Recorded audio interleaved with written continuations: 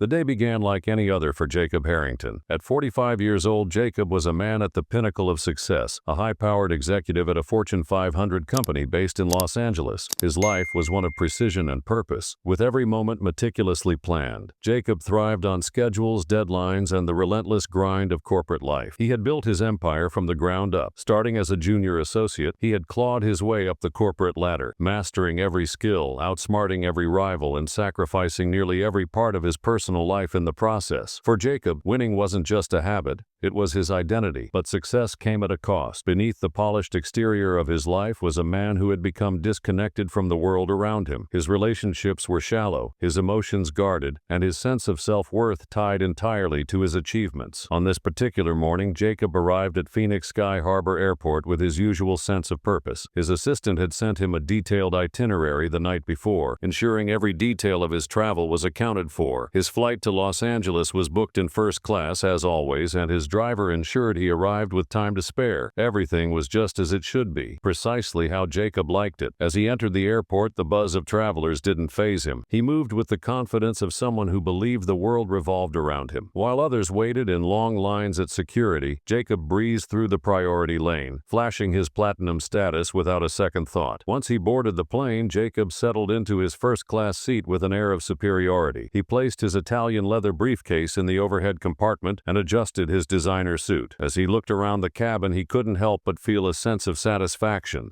The first class wasn't just about comfort, it was a statement. It was a reminder that he was better, faster, smarter than the rest. Jacob opened his tablet and began reviewing emails. He was absorbed in his work, oblivious to the rest of the passengers boarding the plane.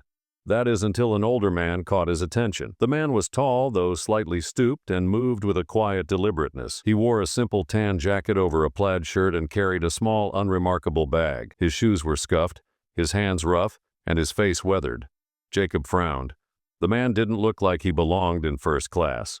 He lacked the polished appearance, the designer luggage, and the aura of success. As the older man settled into his seat across the aisle, Jacob couldn't resist making a comment. "Looks like they're letting anyone into first class these days," he muttered, loud enough for the man to hear. The older man glanced at Jacob briefly, his expression unreadable. He gave a faint, almost imperceptible smile, then turned his gaze toward the window.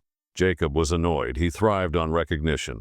Whether it was admiration or intimidation, and the man's indifference felt like a challenge. The plane began to taxi down the runway, and Jacob found himself lost in thought. He reflected on his journey to success, how he had grown up in a working-class family, vowing to escape the life of struggle he had seen his parents endure. He remembered the long hours he had worked, the sacrifices he had made, the risks he had taken. He thought about the nights spent at the office, the friendships that had faded, the relationships that had crumbled under the weight of his ambition. Jacob had always told himself it was worth it, that the money, the power, the status, it would all make up for what he had lost. But now, sitting in first class, he couldn't shake the feeling that something was missing. As the plane reached cruising altitude, Jacob decided to engage the older man again.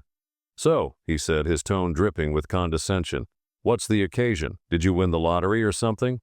The older man turned to look at him, his eyes calm and steady. This time he spoke. "No," he said simply, "just traveling." His voice was quiet but firm, carrying an air of authority that caught Jacob off guard. There was something about the way he spoke, something that demanded respect without asking for it. Jacob was taken aback. For a moment he felt an uncharacteristic pang of self-doubt. The flight attendant approached the older man with a warm smile. "Mr. Eastwood," she said softly, "would you like coffee or tea?" Jacob froze. The name hit him like a thunderbolt. Eastwood. He stared at the older man, his mind racing to connect the dots.